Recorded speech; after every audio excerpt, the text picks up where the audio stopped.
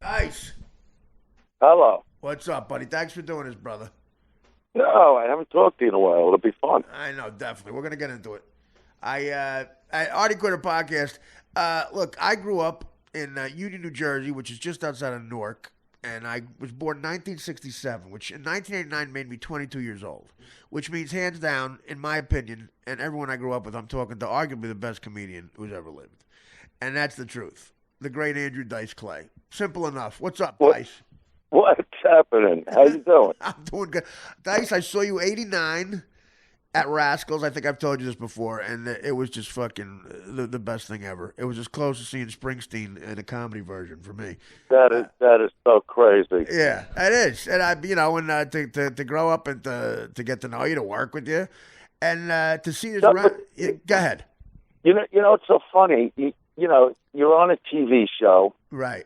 We do the show. You disappear, and then you come back with another show. You're unreal. Well, it's but I like it. I like that you fight like that. Yeah. And that you always wind up standing. Yeah. I love people like that. That's what I love about you. You're a good man. I get down on the canvas a lot, and I get back up. But you've only done that once in your career, but it was a big one because you were so famous. But a lot of people don't realize it was a lot of your choice, and I respect it. You had kids, and the Hollywood life is not great for kids, especially the one you were living on the road and rock concerts and stuff. But yeah, but you know the whole story. I went through the divorce. And my kids, live with me, yep. And I love that we still call them like kids and children, and they're full blown men. They could kick the shit out of me. They are. I tell you what, man. I had I live vicariously through you. I sort of like to be a dad. I first met your youngest son, Dylan. When he was about 12 years old, we did that gig at the Borgata. I'm going to say 2006 or 7, and he opened for us and played the guitar. Oh, when he did what did he do? The Star Spangled Banner mixed with the Godfather and Zeppelin, a little Zeppelin. And it was crazy. It was unbelievable. And everything you said lived up to the hype. And the other son, Max, with the drums as well. A lot of people, when they say that, it doesn't live up to it. But I said, God. And he was this little chubby 12-year-old with long hair, like a cool 12-year-old. Then I see him on my direct TV show about 8 years later. Well, I do. The kid's like the blonde Fonzie. Yeah, no, it's amazing. And now his hair is like really like long, right, and wavy. Yeah. And I got to say to the people listening, you were one of the first to put them on television as a band when they were still. What's happened is it's a while ago because the name of the band has changed. They're called Still Rebel. Right. Great. Nice. And things are like cooking for them now. It's very exciting. Well, it is. Like they're talented, man. Well, there's something big that I wanted to tell you. And Dylan goes, "Do not say it till it's till I got a call today. Oh shit, he's gonna kick my ass because it was so exciting. First, there was a big article written about them today from the UK, a big blog. Great. About this song that's on, what are they? They're at I'll just say it, at Still Rebel Band. Okay. Or at Still Rebel, the band. The band. It's either at Still Rebel Band or at Still Rebel, the band. Well, we'll find the real name and we'll keep plugging it. Yeah, but the thing is, they put their first video up, and it's called Breathing. Oh, that's great. Without the G. And I got this blog came this morning. This is after I came home from Vegas yesterday it was like going through the desert, but the desert was going nuts. you know what I mean? Like you drive, Dice? You make that trip by car, L.A. Vegas? All the time. I've done it hundreds of times. Right. I like to drive. Right, me too. I like by the time you go to an airport, you're halfway there. Yep. It's 4 hours. It used to be 6 hours, but now the freeways are open, more lanes. I like it. Oh, I love it. Yeah. But so I come back from the fucking desert, and then they're, hammering me with the band at night what the next move is. And then today comes this blog which was unbelievable about this song and about their band, and then this offer for this giant thing an hour later that I can't even believe it. And I will, when we get the okay, I'll call you again and I'll tell you what it is. But you'll go, holy shit. Well, I'd love to. I tell you, anytime they want to come on, Dylan wants to come on and promote anything, he's welcome here anytime. I said he's royalty to me, and he's a talented kid, man. It's a real deal. Well, you know what it is? They stuck, just like me, they stuck to their guns with the kind of music they want to do. They're finishing up their first album it's called Still Rebel, and the name of the album is going to be called Valley Days. Like Right. D-A-Z-E, because we're always in a daze. No kidding. And, but, so the one thing they got going, which is with, who Tracy Guns is from Guns N' Roses Sure, and yeah. LA Guns? I know of him, sure. Yeah, so I got a call from his agent a few weeks ago, because Tracy heard like 5 of the songs. And his agent calls me up and says, Tracy has not brought up a band he wants to work with in front of him in over 20 years. And he wants your kids on tour in October. Yeah, But I love the kids. It's always it just cracks me up with like I'm sending 8-year-olds out there. Well, no, I know. Yeah, that's kind of a neighborhood thing. You always say the kid, a guy's 3 years younger than you, and he's 56, and you're 59. You call him the kid. Yeah, but you know what I like doing, Artie? I love going into places like a sporting goods store with them. Right. And on any given day they could have like a week of growth on it. They got half a beard. Right. And I go, yeah, I promised my child I would buy him these weights. and Dylan's 6 feet. He's built out. His arms are bigger than mine. He is a big kid, yeah. And he's going, no, Dad, I don't want weights. I go, you see, children are shy. Just we'll do that just for the fucking goof to kill the day. You might be the absolute all-time biggest and best ball breaker, maybe ever. I mean, how many people can embarrass Howard? Those old stories about you and Howard going to look at houses in Long Island in the late 80s. And Howard, because people don't realize this about Howard. Off the air, he's a very sophisticated sort of he's not like you and me. He's not like you and me. He's an actual intellect. Right, he doesn't break chops. You know what I mean? Right, I know. I would pull up to a house with him. I'll never forget it because this is like the real estate agent he uses. Yeah, right. And, so we pull up to a house and I look at it and, at that time, Hot Tub Johnny's with me and he's just filming everything. That's hilarious. And Howard's going, can you please, and this is with a VHS machine. Yeah. This is before, this is a long time. And Howard's like, please shut the camera. I go, what do you give a fuck? I got to capture it. And he goes, for what? What are you capturing? I got to capture it. I go, you don't understand. What are you capturing? It's the show. It's the show. And he goes, what show? It's not a show. We're looking at homes for you. Oh, that's so great. Like I'd make them just snap out, and then I look at the real estate agent and go, I'm not going in that house. No, that's great. I don't like the outside. and Howard would take me on the side, and he's like, please, Dice, this is my real, just at least walk through the house. I go, why would I walk through something I'm not interested in? But then he didn't know what he was asking for, because when sometimes you would get in the house, you start running around and not just running around, hiding from them. That you'd hear them walk by a room. I'll never forget. He's walking by a room with the real estate agent and Johnny, right? Hot Tub Johnny. Yeah, Hot Tub Johnny, and he's going, where did he go? Where is he? And Johnny's going, I have no idea. It's a big house. Oh, that's great. And I'm just silent. I'm sitting on the floor of a closet, just cackling like a 5-year-old. That is crazy. Just happy that I'm destroying his entire day. Yes. That's it. That's all you need. And that's the sign of someone who likes busting balls at level red. You're sitting in a closet and you're having fun because you're sitting in a closet. There was a time I got in a bath. I actually turned the water on and got in the bathtub with fucking bubble bath. Picture this scene, guys. I mean, listen to what he's describing. Howard Stern and his realtor, who Howard doesn't want to offend, and a guy named Hot Tub Johnny with a VHS recorder are looking for dice. With hair down to his ass. Right, That looking looks for like dice. Cousin It. Yeah, looking for dice in a big house in Long Island. Dice is in the tub hiding.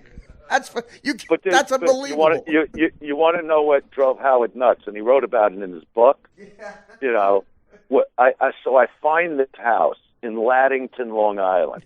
Okay, Heavy hitters. This is the fucking best. This is all right. Now you got to understand on this particular block. Right. Okay, the houses that were on this block that were all on 4 acres. Yeah. Heavy hitters. You're talking about 1989 and 90, okay? Yep.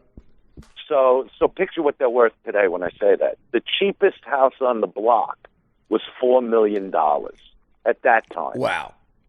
So these builders were going to get foreclosed on. Right.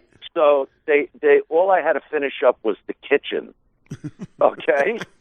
and they go, just give us $1 million for the house and it's yours.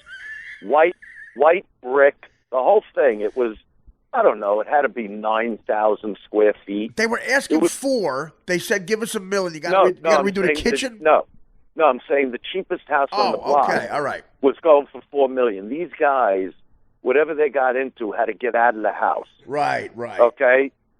So they said, just give us $1 million. So I go, would you take 900,000? And they go, yeah, if you do a quick close. Right. So the next thing you know, we're in this attorney's office in Manhattan. And I'm there with Club Soda Kenny and my father. And they're doing paperwork. And we go through it. But in the office, I see what I referred to as all these, like, wooden voodoo dolls. Right. It was a very dark brown office with these dolls all over the place. Yeah. So that night, I was living at that time on Nostrand Avenue in Brooklyn in one of the brick apartment buildings on the 6th floor. You were? Like it was like, and this is at the time I'm doing Nassau Coliseum, Madison Square Garden. That's insane. People would see me in that building and go, "Why are you here?" And I go, "Because I love Brooklyn. This is where I grew up." That is cool. Yeah. So anyway, I'm sitting in, having dinner. My wife Trini's there. I don't even think we were married yet. Yeah, we didn't get married till I think 92. So she was my girlfriend, and she was actually pregnant with Max. Oh, okay. And I'm sitting there in the T-shirt. It's like a scene out of Raging Bull. And that's that beautiful. That's that beautiful blonde. That beautiful blonde. Your first wife. That blonde girl. Yes. Yeah. And it's funny how my friend Wheels. Wheels. I know Wheels. He always tells me, like, with whatever girl I've been with Valerie, he goes, you shouldn't even live in a house. You should live in Brooklyn above a candy store in an apartment that it has the Breyers ice cream sign on it. Right. He goes, because all you ever hear coming from the house is the yelling, like Raging Bull. It's like nuts. You call those carrots? It's like I was frozen in time. Yep. And I'm sitting there eating out of this tinfoil thing of Chinese food, and she's going, "What's the problem? Aren't you happy about the house?" And I go, "That's the thing. I can't take the house." And she goes, "What do you mean?" I go, "I tell you, I can't take the house. I don't want to get into it." She goes, "They're giving you a great deal. They're giving you a $4 million house for less than $1 million." And I go, "No, you don't understand." I go, "I was in the attorney's office. They got all these voodoo dolls. I made Kenny get on his knees and pray. Club Soda Kenny. So Club Soda's praying on the floor. I don't even know what he was saying. Oh, that's hilarious. Oh, God. So the next day, I canceled the house. Okay. Because I'm afraid my unborn child's going to fall off like the big, you could go over the sides of the railing into the media room. It's voodoo. So I was in a panic over it. So now, the very next day, after I cancel on these people, they get another $150,000 for the house, like immediately. Oh, okay. Because it was a steal. Yeah. But now Howard finds out, and he calls me up at home.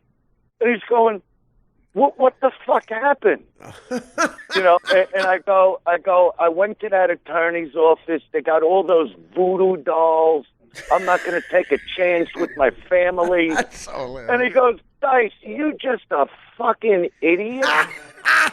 He goes, that's African art. It's not voodoo dolls. Nobody's sticking pins and dolls over Another you. word for voodoo is African art, though.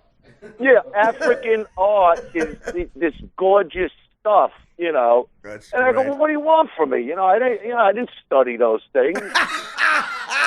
He goes, I would have gave the guy $2 million for the house. The house is going to be worth all kinds of money. Oh, God.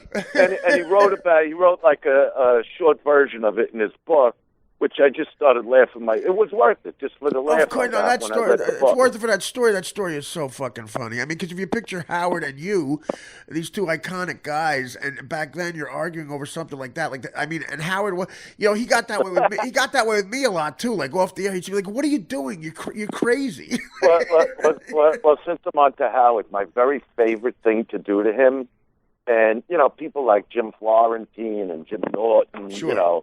And who else was it? Don Jameson. Yeah, like these are my little group of buddies in comedy. Oh, like you, great comedy. You know what I mean? Yep. So we all love you. So what I used to like to do to Howard, because he'd have to be up so early, for radio. Yep. So I'd call him at night about 9 o'clock when he's still up. Right. And then I would get Hot Tub Johnny on the phone so we could have the three-way idiot call, which Howard would love. Right. But my favorite part was we'd start making prank phone calls to, like, girls that we've met, for Johnny. Because Johnny would have a hard time meeting the right girl. So we would call these girls and I would be Johnny. Oh, knowing Howard the way I know him, this is so fucking funny. No, he would love it. Right. But then, it gets to the point. See, this is when I would turn on, is when he would say, all right, look, Dice, this is a lot of fun, but, I got to go. I got to get up early for work. And I'd be like, but why? Why can't you just get up, 5 o'clock? He goes, I got to be on the way to the city at 5 o'clock, I go, no, but come on, just one more call. Please, I beg of you, just one more call. Because he loved, but it was about how long can I keep him on the phone till he finally just hangs up on me. You know what's great about that is, first of all, Howard would do that. Howard's a gracious enough guy to where if it was an unknown comic, he would feel bad and stay on the phone. But it's you.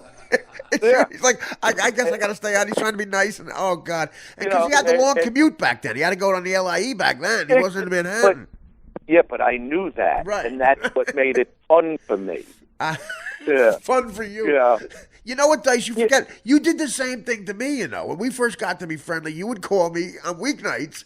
And, first of all, I got a big kick out of it because this guy that, I had to pinch myself. I'm going to work at Howard, and I got you calling me. I said, I would call my buddies and go, geez, I think I made it. I got Dice calling me, and Howard, I'm going to Stern the next morning. But you would bust my chops, and I could tell what you were doing, and I would think it's funny, but at the same time, I did have to go to fucking bed.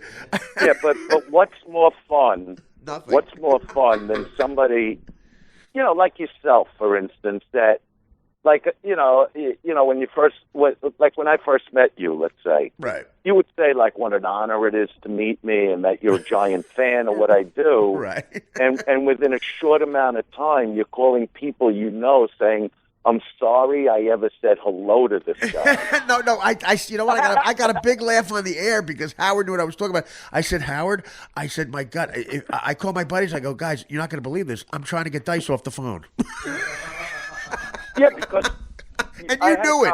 And you knew it. I had a conversation last week with a friend of mine that works on my shows in Vegas. I'm at the I do the Laugh Factory at the Tropicana. I'm doing a residency for them. That's great. So, yeah, now it's nuts because people can't even get in. The room's 340 fucking seats, and now I'm happening. And so, people are fighting fucking tickets. It's nuts now. Right. But anyway, I call Steve Arnold, and I know him because he was Buddy Rich's son-in-law. Oh, okay. And you know how I am about the drum. Yeah, Buddy Rich, one of the best drummers ever, yep. Yeah. he was married to Kathy Rich for 16 years, so that's how we became close. Oh, okay. So he promotes the show, and we become great friends. But I had him on the phone last week, and I'm looking at my phone to see how long we're on, because he goes, all right, I got to get up 6 a.m. He's got like 10 pugs, all these fucking dogs. Oh, God. Okay? So once he says that, it's my job to see how long I could keep him. Yeah. It's your job. You literally look at it as your job. We hit 3 hours and 7 minutes and 43 seconds before he finally hung up, dead tired. Wheels, I've hit about 2.5 hours when he starts saying, Andrew, really, I got to get up 6 a.m. to take my daughter to school. My eyes are closing. You know what, though? I'll tell you what, Dice. A guy who's got to wake up for 5 fucking pugs, he deserves it. Exactly. Oh, God, I could accept the daughter thing with Wheels. Yeah, right. Exactly. But the more tired Wheels gets, the more I start laughing, because he's going, I won't even be able to get off the couch. I might as well just sleep here, and she'll wake me at 6 a.m. It's 4:30. I got to tell you something. Yeah. So what? So why not just stay on the phone? I say. Right. No. A guy like Wheels, who's got to wake up for his daughter. That's one thing. A guy like Howard, who's got to wake up to do a job that'll eventually make him a billionaire. A guy for 5 pugs. Fuck him. You know what? I'm gonna do 4 hours tonight with him. You're right. Fuck him. Who the fuck are you to hang up on me? No, nobody. You're having a great conversation. We're talking about fucking pussy and the kinds of pussies out there. These fucking fat-lipped, fucking chubby fucking pussies that you can punch your fucking dick through like an animal. And you're worried about walking your dogs? Talking about chicks with these giant fucking kettlebell tits with the fucking cantaloupe nipples, and you're worried about giving your dog fucking Gainsburger? You know what I mean? Like, where's your priority? You're on with Dice. Exactly. You would start it would be like, we'd be out for 2 hours. It'd be like midnight, and I'm looking at the clock, I get up in 5 hours, and you're doing voices. You're pretending to fall asleep, and you get up. What? Because the only release I get from everything is getting on the phone with my friends. Oh, exactly. I don't need to go to nightclubs. I don't need to party. Right. I don't need the alcohol. I just want to stay on the phone and laugh like an idiot for hours at night. Right. That even my wife, Valerie, it's the greatest thing, because I stay out in all weather. Like if I'm in New York, I can remember being in New York last year on the porch of some hotel in Manhattan, and there are icicles taller than me hanging above me, and there's snow on the porch, and she's at the door going, please just come in the room. I go, the weather does not dictate whether I stay in or out. I've been on the phone with Wheels in Vegas, where I'm sitting outside on a hot night, but the winds are like 60 miles an hour. And he goes, it sounds like a fucking typhoon.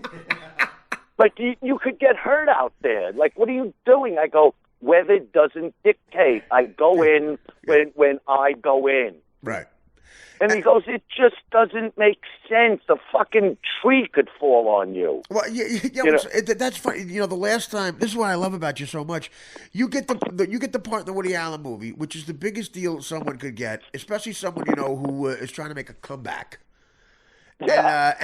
And you come into the DirecTV show, you fly in from the West Coast, and you had to be, I had a late show from 10 to 1, and you had to be on the set the next day at 8, and you called and told Woody Allen's assistant director, I'm not coming in tomorrow, I need to rest. Well, you know what it is? It wasn't that I didn't want to. No, but it wasn't that I didn't want to come in. Yeah. I really told them, can you just flip the schedule and I'll work at night? Right. I said, I'll work all night long. But what that could be to a film crew is they got to switch locations. They got to. No, but it's like, I'm going to do a great job for you, so why don't you just let me come in even when I did this TV show now, the Dice Show. Yeah. And we'll get into that. People are loving that fucking shit. First of all, really I gotta tell you real quick. Kevin Corrigan, your supporting cast, you couldn't pick better people. I know Kevin a bit because he did my old show. He is one of the best character actors ever, Kevin Corrigan. He's a method actor. He That's really why is. I'm so thrilled. Everything he does is funny, and the interaction between you and him is great. And I know Natasha from the comedy world a little bit. She is so fucking perfect, and it's great. The show's great. How great was Adrian Brody? Yeah. Oh my God! How about that? You get an Oscar winner doing a role like that, because and you're you play. One thing, you never heard about you with drugs, dope, anything like that, but you're a gambler. Is that correct? Was gambling ever a problem in your life? Would you have called it an issue in your life, gambling? No, because what had happened is, I wouldn't call it a problem because, I would. Years ago, I would just do it. It was always about just winning the money. Right. It wasn't about fun, and I always play alone with the dealer. Just you and him. Yeah, and I've told Howard, a lot of these stories where, there was one day before lunch I lost $500,000, for instance. Unbelievable. Okay? I walk out of the Mirage, all right? I walk out of the Mirage, and I'm going, nobody knows I lost that $500,000. So I go across the street to Bally's where I headline. Right. Only I wasn't headlining that week. I just went to Vegas. I figured I'll fly to Vegas, win $50,000, and come home and then go to the gym. What year are we talking? You're talking about like 1990 because that's when you could just go to an airport, grab a ticket, and hop a flight. But you just broke. You just broke as being a huge comic now. Yeah. I mean, no. It was. I was already. I must have done. Yeah, I must have done 50 arenas already by that time. Right. And so I was going to the gym that morning in L.A., dressed to go to the gym. I figured, what, go to the airport, jump over to Vegas, win like $50,000, come back, go to the gym. Because my wife Trini wouldn't even question me where I was all day. Right, good. Okay? So I go to Vegas, I go to the Mirage, and I lose $500,000. Okay? So I come outside, I'm looking around, it's a beautiful fucking day, and I'm like, nobody knows I lost that money. No sweat. I'll just go get it back. Right. So I go across to Bally's, and like even the pit bosses were like, Dice, what are you doing in town? And I go, no, I had some meetings, I went to the gym, I'm going to play a little. So they don't know I lost. Sure. Because if they knew I lost, I'm fucked. So I said, give me $100,000 to start with. It was like Monopoly money back then. It was ridiculous. So the bottom line is, I'll just give you the punchline, is I'm winning $555,000. Wow. Which any gambler listening to this knows, when you get hit for $500,000, what kind of temperament do you have to actually go to another hotel? Unbelievable. And knock them down? I can't. Okay? That is unreal, man. I mean, look, I'm a gambler, and well, I'm going to tell you the end of the story. Yeah. So now I go, all right, who's taking me for dinner? And this, this big shot at the hotel goes, I'll take you, Dice, like an older guy. Right. And we go to the Italian restaurant in Bally's, and he goes, okay, how do you want your money? I said, do me a favor. I said, number one, I got to get back to L.A., so I'll need a limo. And he goes, yeah, no problem, Dice, I go, so just write a $500,000 check to the Mirage, and, the other 55, just, give me cash, whatever.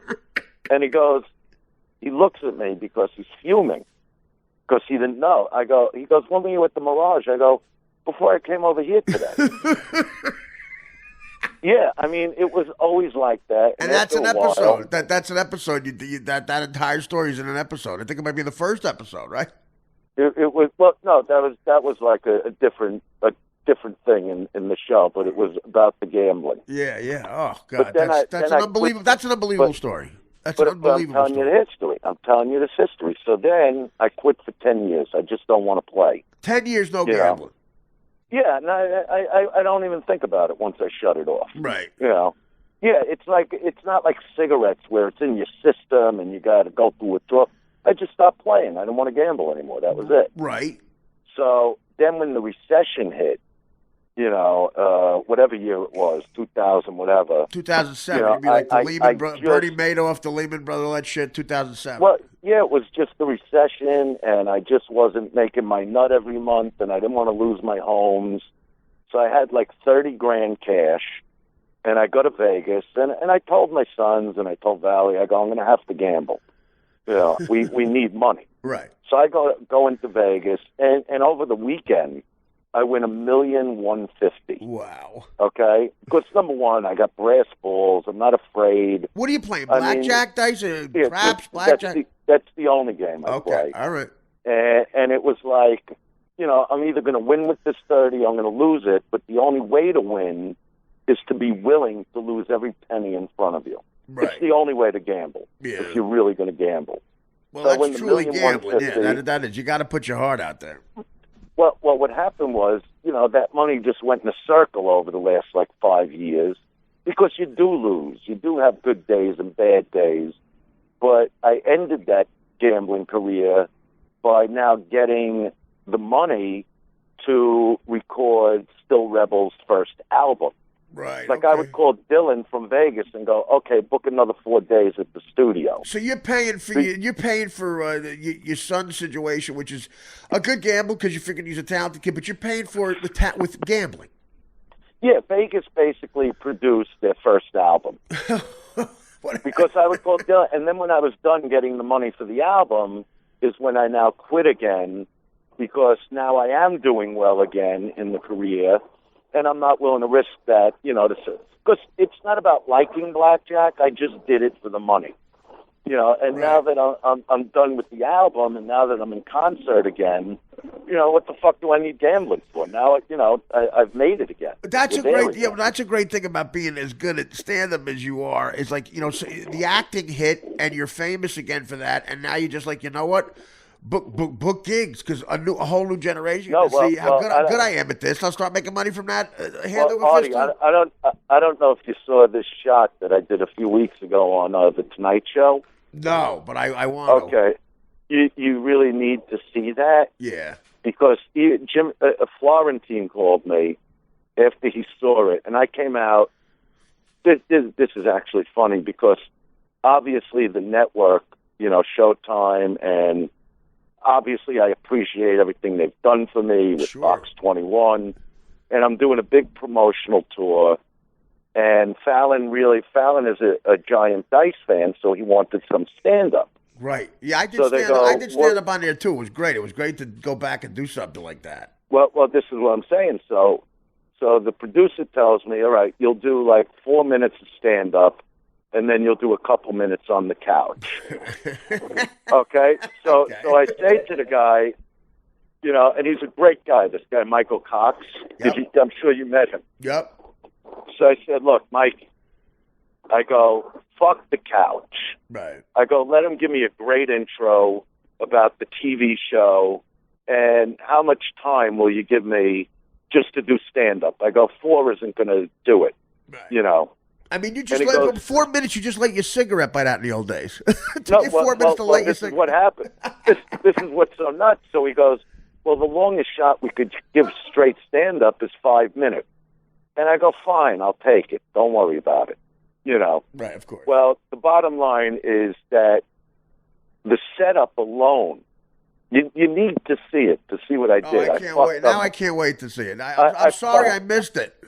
I'm telling you, I fucked everybody up because if you were watching, you see, on my last interview with Howard, and this is an important part of the story because this is where I get to chuckle. Right. He says to me, he goes, you know what's amazing about you, Dice? He goes, you will build your career to an absolute pinnacle again and then just ruin it. Right. Like, why would you do that? Yeah. And I go, for the goof. Yeah, for the goof. Well, you know, in some ways, I don't do it as cool as you do, but in some ways, I have that in the back of me too. But you do it in a rock and roll way. He goes, what do you mean for the goof? I go, so I could see if I could do it again. Right. So anyway, you're a gambler. Anyway, I'm thinking of Howard watching this shot. You know what I mean? I can't wait to see this. The setup was 1:40.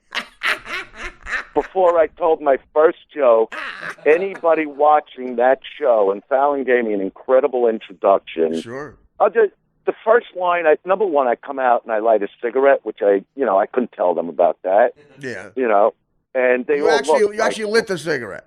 Yeah, I lit the cigarette that people were looking like I pulled the pin from a grenade. Isn't it unbelievable this generation now? I mean, think about. I mean, I saw you in '89. You had 4 cigarettes before you told 2 jokes. I used to smoke on stage. Everybody, Richard Pryor, everybody had cigarettes. Carson had a cigarette in the old days. Exactly. You light a cigarette now in front of someone who's under 30. They look at you like, yeah, like you're fucking their mother in the ass. Like I'm pulling the pin out of a grenade. Yeah, it's It's unbelievable. that simple. Yeah.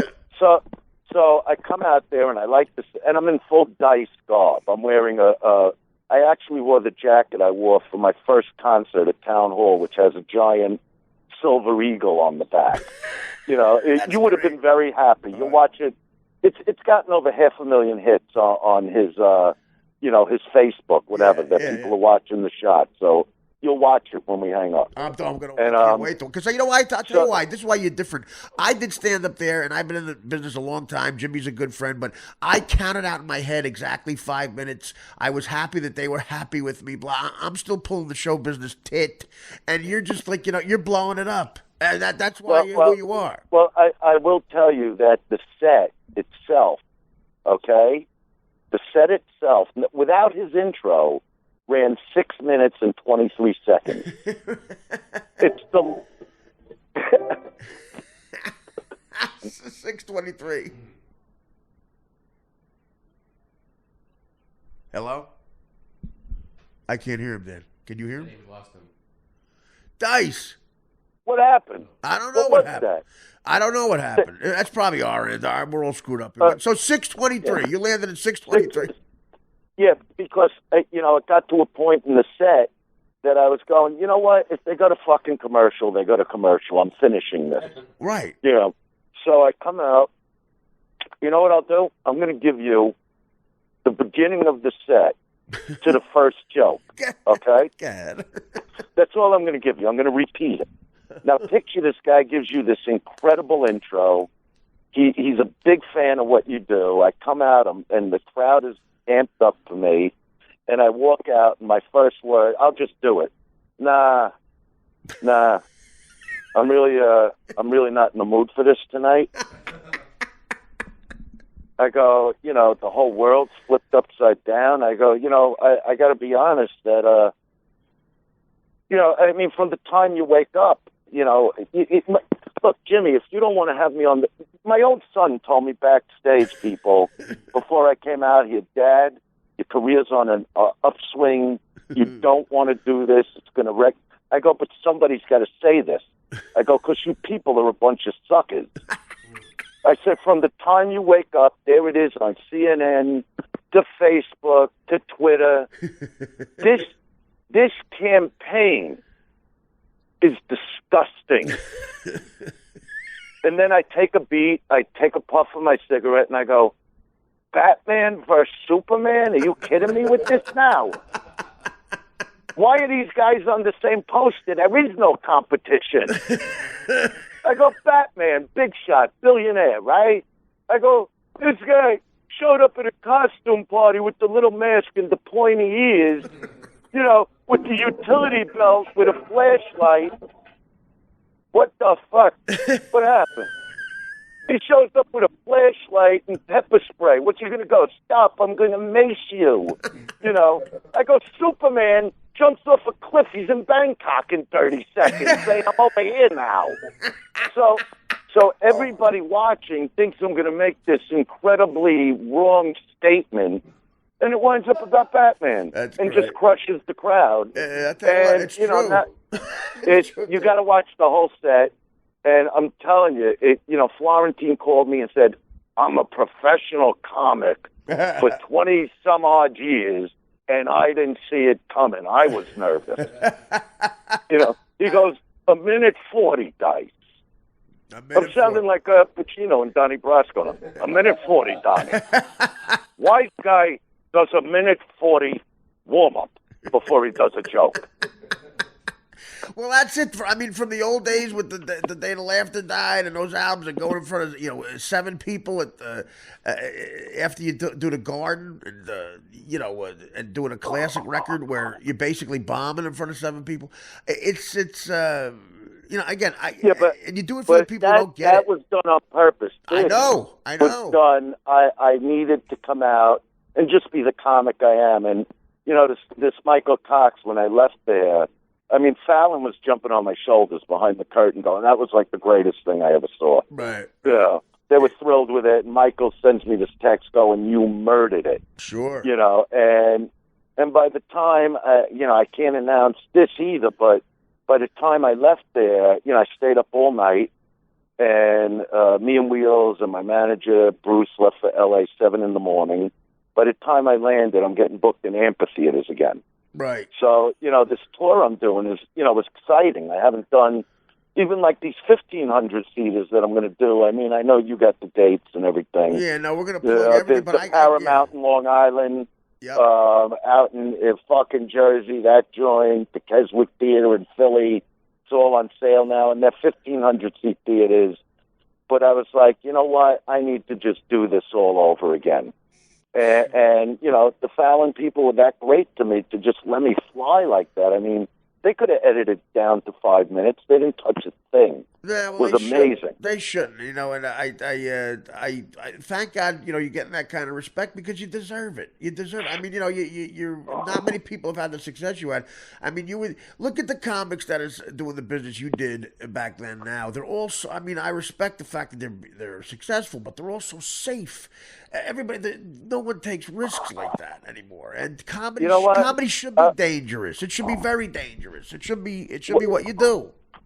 Well, yeah, and I love it. I still just I have like this love for getting up there because when I'm on stage, nobody can bother me. Right. That's how I look at being on stage. I can't be hassled by, put your cigarette sitting at Starbucks, put your cigarette out, go fuck yourself. It's like I could go up there, I could smoke, I could vent, I could tell them what I think, Yeah, that's it. I mean, I never got close to the success you had, but the height of my situation with Howard, the biggest I ever did was 8,000 seats. I got off stage, and I'm hearing that applause, 8,000 people, and my friends would say, "Art, how's where was that?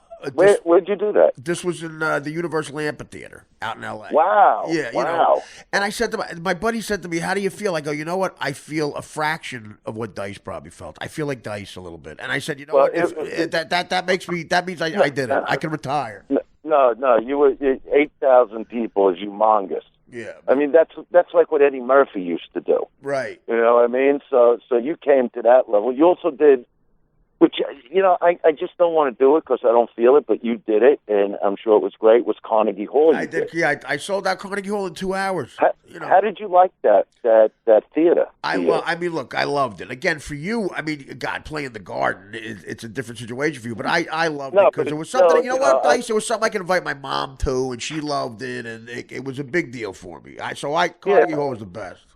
Yeah, but Carnegie Hall is very prestigious. That's why I'm asking you how that felt. Oh well, listen, I had my crowd there. 10,000 people to feel a certain way about what you're doing. Well, you know what, they respect you as an artist because that was my argument with young comics about you. I would say listen to him. He's a wordsmith. This guy. It's like, I mean, that in itself is an art. And if they respect that at Carnegie Hall, the New York Comedy Festival is good to people with Carnegie Hall because they introduce them to younger guys who aren't clean. It's not Ishak Stern playing the fucking violin. I think you'd kill there, like you kill anywhere you go if you want to. I just don't, I don't see it, Well, it's up to you. Number one, the building's beige, okay? It's too neutral. I don't like neutral colors. Yeah. Like, I get mad if there's somebody in the front of my audience, like a guy wearing, like, beige pants with a matching beige shirt. I want to fucking choke him to death. It's funny. You talk about prestige and politics. Give me your thoughts on Trump. Do you have? No, I can't. I won't talk politics at all. You won't do that. Especially with this. Okay. And especially I know the guy and I'm friends with the guy. I know kinda, and I like him. I like him as a person, sure. But it's the craziest. Campaign ever. The whole thing. And it's because I hate that they don't give him. I was watching this guy Bernie Sanders. He's a smart guy and everything, but he's being asked questions in this debate with Hillary. Right. And like you see him like for a few seconds, like you don't hear him. You know, and I'm like, hey, come on, you're running for fucking president. Yeah. You know, what are you looking around like? You forgot you're you for 10 seconds? I know. It doesn't work that way. I know. I mean, he does. You know what I He mean? does look old, man. I mean, it's he's got that old guy, voice, the hair. Well, that's what I'm saying. We're living in a tough world now, you know? I mean, if I was Hillary, I'm looking at her, go, why are you wearing the fucking suit jacket with the dress? What's that? It does. It's weird. Come out in a fucking cheerleader outfit, stand on your hands, open your legs, and your tongue should say U.S. fucking A. And you look at Bernie and go, top that, you fucking old asshole. Get the fuck out of here. Yeah, use your pussy. If you're going to be a woman, use it. Why not? You know what I mean? She wants a job to go to an office every day where her husband got blown by a fat chick. Like, who would want that? Let me tell you something, no. Let me tell you something. I don't even think she would have cared about that. They're presidents. Right. Presidents are going to get pussy. You know, but they got to play the game like, oh, you shouldn't have done that when they're in the kitchen having ice cream at night, whatever the fuck they do over there. You know, but it's like, if I was a chick running for president, I'd fucking let my tits hang out. Why not? I'd show my nipples through my fucking shirt. I go, this is what you want behind that fucking desk. It's like, look, I'm a broad. Yeah, I would play it up. Something else I got to tell you, Dice. The shot on vinyl, man. First of all, such a good fucking job. I mean, Bobby Cannavale is an amazing actor, and you steal that show from him, that first show. Well, he's great in it, and you're amazing in it. And I think they should have used you more. I think they should have played that storyline out for at least 3 episodes. I was upset when you died, but what a great job. You don't understand. Number one, they weren't planning on giving it to someone like me, that part. Like, It was just supposed to be some unknown actor. Okay.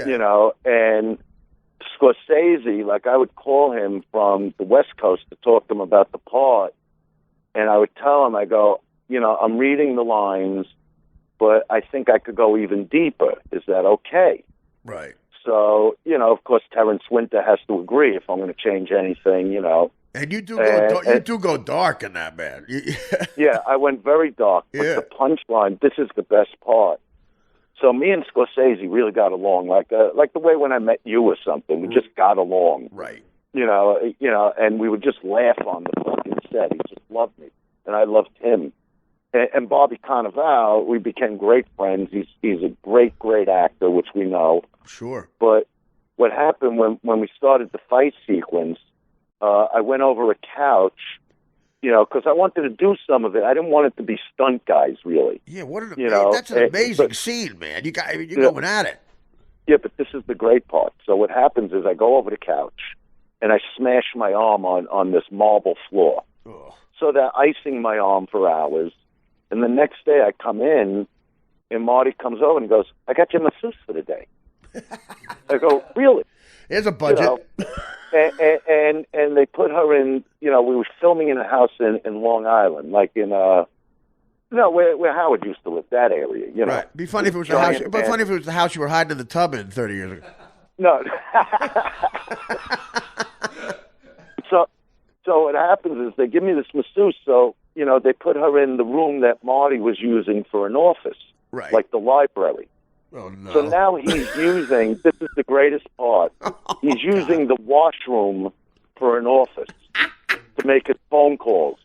And, even Bobby at that point is coming over going, they got your masseuse for the whole fucking day?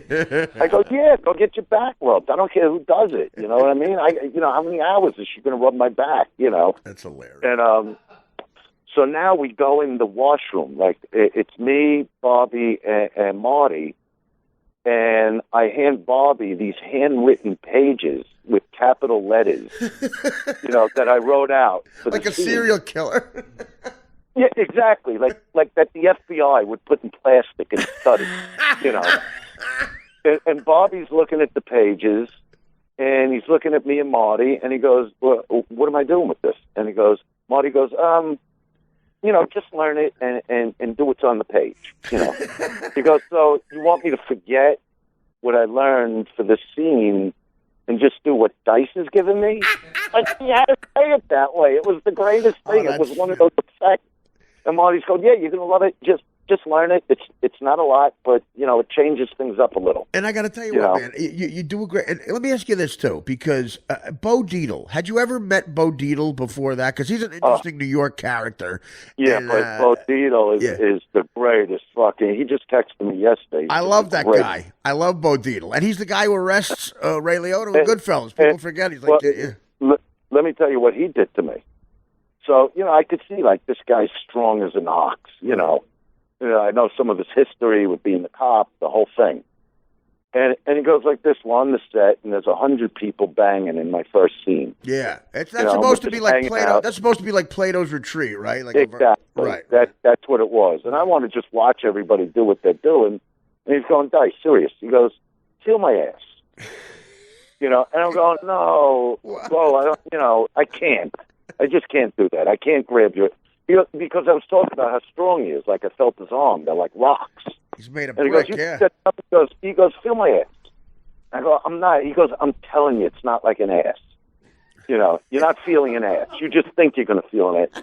So I grab it, and I'm telling you, it was like the fucking stones on the floor. Really? It was. I never felt anything like that in my life. That's awesome. That I even let my wife Valerie, I go, you got to feel this. This is unreal. This is not human. And the guy's in his 60s, and he's tough as nails, but the greatest guy, the funniest fucking guy, and he's actually doing a fantastic job on the series.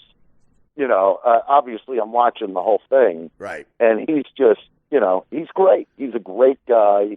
Great actor, he really did a good job, man. And Cannavale is as good as they come. And Cannavale, he's got a presence about him. He knows he puts everything into every take. He does, man. Every take, and some of those scenes are, he's high strung. He's fucking coking up. He's coked up for 4 straight episodes. I never saw anything like it. They leave him on blow for 4 straight episodes. He doesn't stop doing it. And you've done movies. You know what it is to do take after take. Yeah, so 18 hours a day you're probably talking. Yeah, so if your energy has to be through the roof, you're doing it over and over again. Yeah. And he's great in it. I love the show. And you belong there, man. You were so fucking good. You steal that first episode. And Scorsese's directing it. You steal a Woody Allen movie. You got your own show, which is killer. Again, the supporting cast around you, your relationship with those people, with Natasha and Kevin, it's a home run, man. You're very funny, and the show's funny. Yeah, I do. Look, you know a lot of what I went through, so I really do feel fortunate to have my own show. You deserve it, man. You deserve it. And people are like just eating it up. I mean, we haven't been picked up yet. Who knows what happens with that? What are they going to do? What else are they going to put on? No, I'd want to do more, but what I do know already is how the public loves it. Yeah, no. I feel it when I come on stage and they go, it's like 1988 again when I go on stage. They're going ballistic. They're starting with the Dice chant again. It's like nuts. Well, I tell a lot of younger comics at the Comedy Cellar there that I still do spots there a lot, and these younger people ask me about comedy. I'm like, guys, I respect that you're asking me, but it's been 25 years. I forget half of the shit. I can't tell you how to get into show business. I can tell you how to get out. There's a few ripcords you could pull. Michael Richards pulled one of them. There's a few ripcords you could. But you're still touring and everything now, right? Yeah, sure. No, I did. Like you meant, like I did the Keswick Theater in Philly recently. But I got to tell you, I tell these young people, and thank God, 8.5 years on Howard, I'm still able to tour and make money, and it's a blessing. But I got to tell you, Dice, I tell all these younger comics, Dice is still performing. Go see him. Go watch that guy do stand-up comedy, and you'll come out a little less safe and maybe a little more respectful of what it's like to really take a stage, because they got these attitudes. They look down like they're NYU professors giving a lecture, and it's stupid. There should be no political correctness in comedy at all. It's the enemy. I mean, if you're a comic that likes to keep it clean, I'll respect that. Sure. Like, I think, to me, like Seinfeld is one of the greatest comics there are. Right, but there's a difference between keeping it clean and being safe. Like Seinfeld, you can still be, cool and edgy and be clean. That's not what it's about. It's about what you're talking about. And I remember the time we and you worked together. It was the finale of your VH1 show. We did the Hampton Beach Casino. And these guys are chanting out for your poems. I know they want it, but you're doing a bit about Sex in the City that was so fucking funny. And I'm like, guys, don't you want to hear Dice's opinion on Sex and the City? That's what I. No, you know, that was just, look, we know what that was. That was an insane fucking thing, that whole thing. the crowd just wanted to hear you do your. It's like, you know, you were one of the few comics people yell out shit like they're yelling out songs at a rock concert. So, you know. That whole reality show, when I think of that, was like, oh, fuck. Yeah, well, You know, but that was all about the climb back. That's all about the climb back. You got different chapters, man. Exactly, but you're back. You're back in a big way where you got respect. What's on the acting horizon? I'm sure you got movie offers. I'm sure. I hope you do. You know what? I actually had to turn down a movie I really wanted to do, which I would have been one of the leads with Nicolas Cage and William Dafoe, and Paul Schrader wrote and directed this thing. That's great. And I just saw Cage at the Troubadour when for the first night Guns N' Roses performed in 23 years. So I was at that show. They just so Slash and Axl got together at the Troubadour. What a night, man! That's great. No, it's the bands back together. They're doing arenas. I think they're going to do Dodge. They're doing they're going to do the whole world now, but they're going to do Dodger fucking Stadium. Come on. Why not? I mean, why not make that money? You know. You know, well, you know, you're talking to the guy that aggressively really helped and put this band back together. Yeah, no, I mean, if you look up on your computer now what Rolling Stone wrote about, you know, what I did to help this whole thing along, you know, it came out like last week how Dice helped put Guns N' Roses back together because Max, who's the drummer in Still Rebel, which you know, right? You know, since he's 15, would tell me all the time. He goes, Dad, you know, you're the only one in Hollywood that could actually put this band together again. He goes, because it would be for nothing other than you love those guys. You were Sinatra. You were Sinatra there, Jerry Lewis and Dean Martin. Well, this is what happened. You know, I did a tour in Australia, right? This is where it started. And when I went to Australia, when I was there within an hour, I saw Slash. So we wind up hanging out, and I start talking to him about the band. Like I'm saying, like, what the fuck? You can't put whatever argument you had 20 years ago, can we put that on the side? Because there's about 80 million Americans that want to see you. Right. You know, of new generations. So he was very open to it. So now I come back, and Duff comes to see Still Rebel at a little club in the Valley, you know, and he came with his wife, and he stayed through the whole show, and he loved the band. That he even sat with them the very next day and had coffee with them to talk about their music. And, you know, and he's looking at them going, you guys are just ready, you know. He goes, I wouldn't have sat through the whole show. Wow. You know how you can make an excuse after 3 songs and get out of there? Oh, yeah, I've done that. No, he was just totally into them.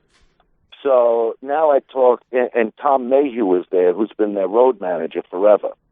And I go, okay, so now we got to get Slash with Axl. Yeah, that's the big move. Because Slash was always cool. I mean, Axl's the guy. You got to get Axl excited. Well, this is what happened on Axl's birthday.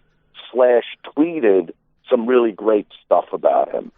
You know, like he's one of the great frontmen and all great stuff. Right. And that's what brought the band back together. So I was there for the first night to see them at the Troubadour. And what I talked to Nick. Oh, it was amazing. At the fucking Troubadour. I've seen people there. What an intimate setting. Well, see, I'm friends. I got to open for Guns N' Roses when they did the Rose Bowl. And then I opened for Axl when he was at the Hard Rock last year on his last show there. Right. And after the show, I said to him, like, what are you, just fucking stupid? You know? I go, you just did 3 hours. Your voice is better than it's ever been. I go, why do you want to be in front of 3,000 people when you could be in front of 50,000? Yeah.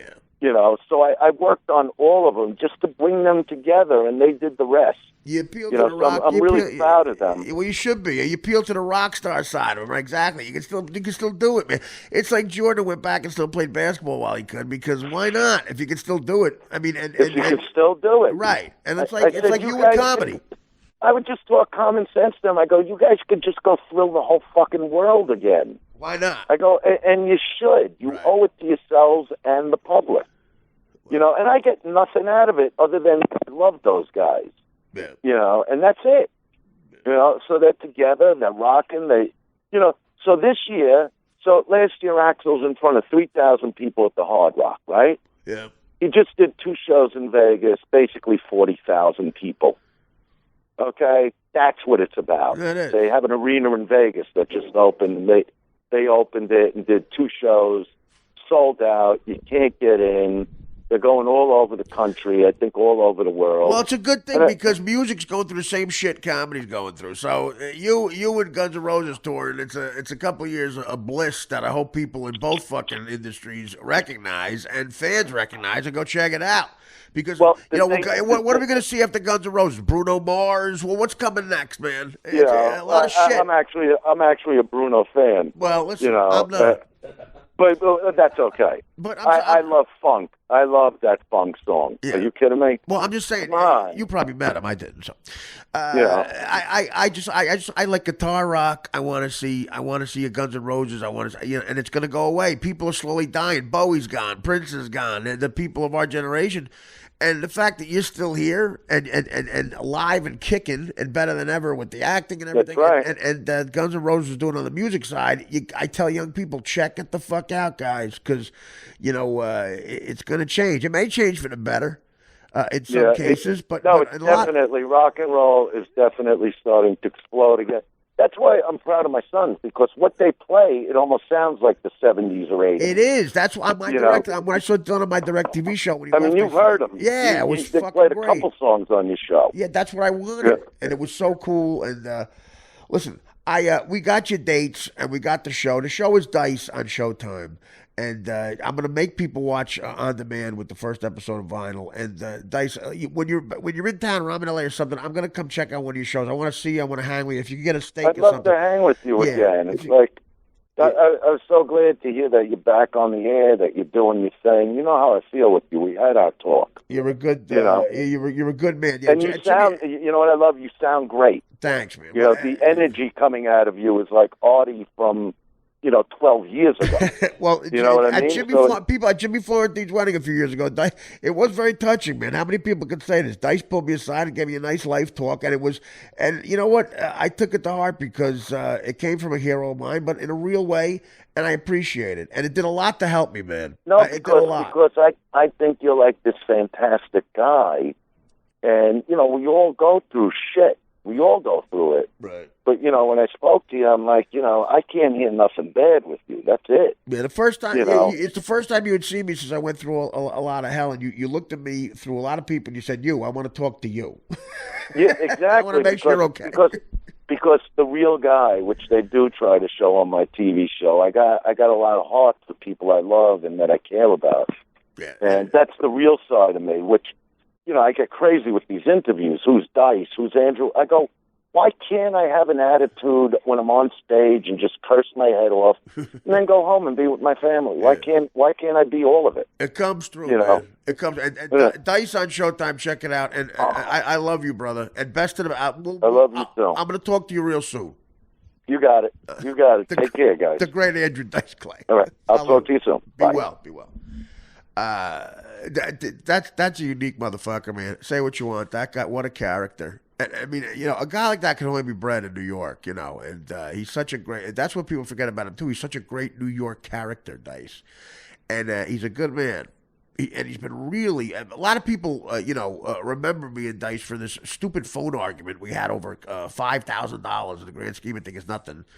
On the Stern Show, and he replays it a lot. But Howard fanned that fire a lot, and it was $5,000, and I overreacted. And by that time, I knew Dice, and I said some stuff that I was mad at myself for saying because it is a guy that I respect, and he gave me a gig, and I was pissed. It was a few weeks late with the money. I mean, I was so fucking out of my mind on dope. And I'm arguing with Dice on the phone. So obviously people love negative shit. They remember that. But that's the only time Dice and I have ever had an issue with each other. The rest of the time he's been so good to me. And we did a few gigs together. And he was real respectful and nice and gave me props. And I'm happy to be in his world because he's a good man. And the show Dice really is. Kevin Corrigan, you'll recognize Kevin's face when you see him. I got to be friendly with him from the DirecTV show. Great actor and a good guy. And Natasha Leggero is a chick I've met through comedy. her and her husband came and did my DirecTV show, and they're both so funny and good people. They just got they just got married actually. I saw them in Montreal, and they said they were going to get married, and I'm sure they did by now. But Natasha plays Dice's wife. You'll know Natasha from the roasts. I take the gender thing out of it. A lot of people say Natasha might be the best female roaster ever. I think Natasha, you could argue that Natasha Leggero is the best roaster ever. She's got a perfect persona up there, and the jokes are just killer. She's great. I like to consider myself pretty good at those roasts, and I've done them in every fashion. On the Comedy Central roast out in L.A., I did the last one they did with the black tie with the Friars Club on Comedy Central with Hugh Hefner. Or the Howard roast where I got roasted and I was a roaster, and Friars Club roasts that weren't televised here in New York. Charity ones for people like Mario Batali and Anthony Bourdain. I've done every type of roast you can do, and I think I'm pretty good at them. It's up and down. I'm flattered they asked me to do all those things. But it's a very specific skill. And I'm not as good as Natasha Leggero or Geraldo or Ross. Those are guys you're happy to be in their league, but Natasha's amazing. And she's great on the Dice show. She really is. So check the name of the show is Dice. It's on Showtime. Check him out on vinyl and on demand on HBO. It's the first show. It's the pilot. You'll be blown away. Check out Blue Jasmine. Check that out on iTunes or something. The Woody Allen movie that he's amazing in from a few years back. And we got some dates of a stint. Do we have stand-up dates for him? Yes. You got it on a sheet of paper? Yeah, they were right in front of you. They're right in front of me? Oh, no, they're not anymore. I'll record them separately. They're not in front of me. All right. We'll plug those too. But the fact that he's still touring, go see Dice. Look, I just did the Keswick Theater in Philly that he mentioned. It's about 1,500 seats. I sold that out because I can. He could do way more, but he's playing these smaller, intimate theaters, and that's a place to see him. You see him at the Keswick in Philly. Go check him out. It's a great little theater, too. The people who are running it great. And he's playing venues like that. Again, if you're a young comic and a young fan of comedy, do not miss this chance to still see Dice while he's doing it. So I love him, and I appreciate him doing the show, and we're going to take a break. I have the dates if you want them. Go ahead. What are they? Saturday, May 7th, the Warfield Theater in San Francisco. Friday, May 13th, the Sands Bethlehem Theater in Bethlehem, Pennsylvania. Saturday, May 14th, the Paramount Theater in Asbury Park. Sunday, May 15th, the Keswick Theater in Philadelphia. God, you sniffled after every one of those. Did you hear yourself? Damn, that's so disgusting. I can't help it. Well, then It's allergies. Let me do it. Listen to you. Oh, get off the mic. Take your mic off. The Keswick Theater in Philadelphia. The Barryman Theater in Asbury. The Borwick Theater in San Francisco. The Paramount Theater in Asbury. The Keswick Theater in Philadelphia. The Crown Aries Theater in Chicago, May 20th. Harry Crown. The Disney Theater in Orlando, Florida, May 40th.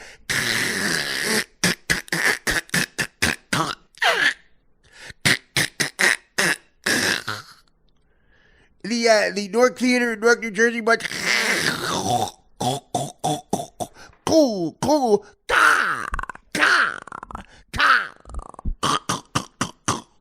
The Fox Theater in Detroit, September 20th.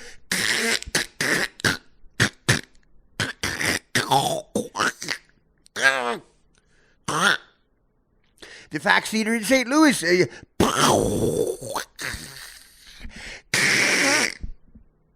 Back into this.